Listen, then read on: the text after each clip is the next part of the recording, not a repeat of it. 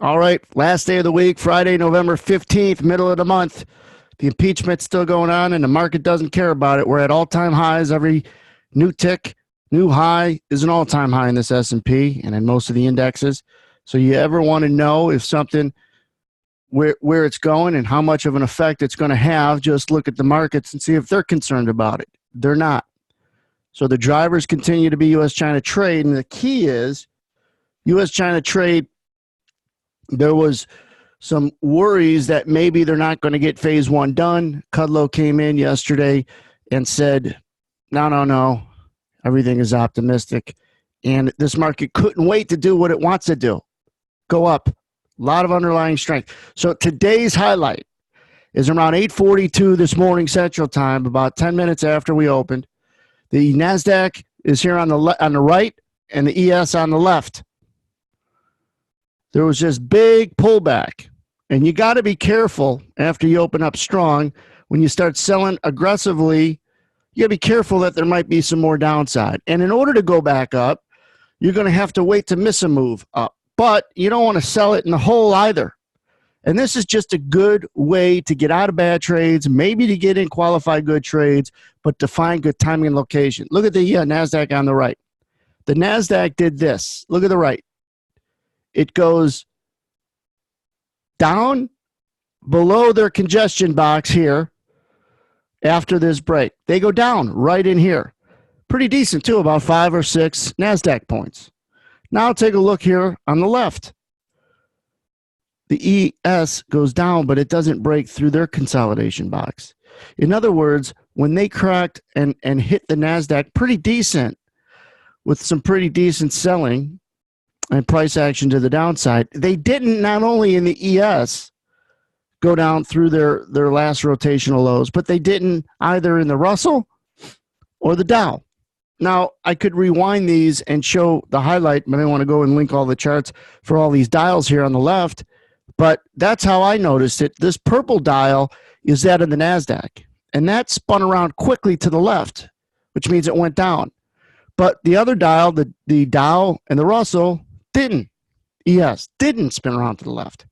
So that's when I tell everyone, hey, be careful. If I'm short the ES, I'm getting a little mad that we're not going down because we should. Well, how do you know we should, Anthony? Because the NASDAQ just got hit 5 points. That's the whole intermarket relationship, correlation, compare, contrast technique that most people will never use when they try to trade and then wonder why it's harder than they ever thought. You value price in everything you buy and sell by comparing it to something else. Then you get into trading and you don't even explore that technique. This is the very first thing I learned when I got in this business almost 25 years ago. So don't ignore it, embrace it. Understand the correlations that are with the market you're trading.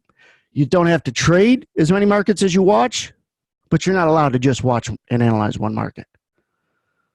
In fact, you shouldn't trade too many markets at once, but you need to watch many markets at once to be able to reference other markets at once. Significant markets, not just markets that relate the same direction, but maybe the bonds versus the S&P, the yen, real interesting markets that influence the market you trade you didn't even know about. If you're an oil trader, there are products of oil you need to watch. Heating oil, RBOB, used to be nat gas years ago. That doesn't correlate. But heating oil and RBOB, much thinner markets, you wouldn't want to trade them, but you want to watch them if you're a crude oil trader.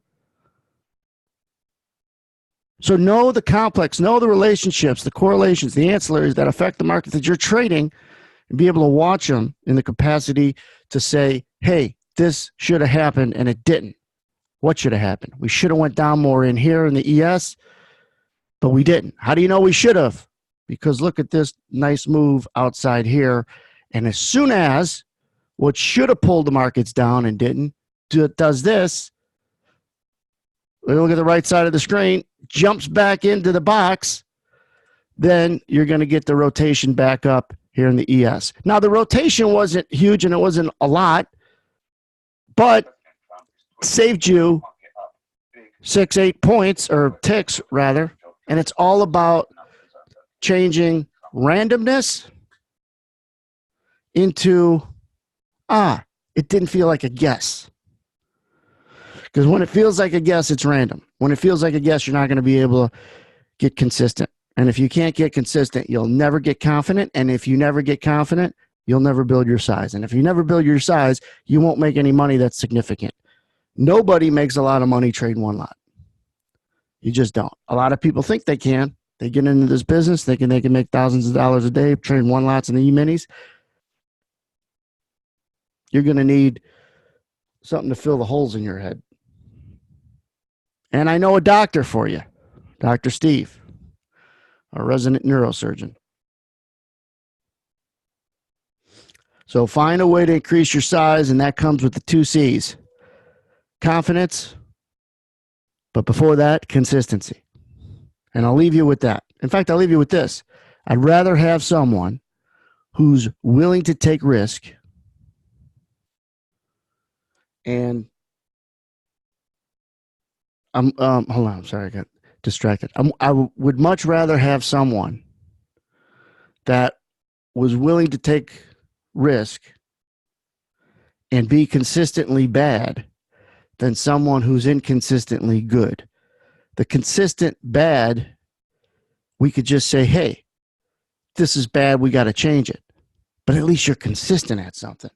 So you could get to this is bad sooner rather than later. If you're inconsistently good, you're just a frustrated person that slowly but surely bleeds an account.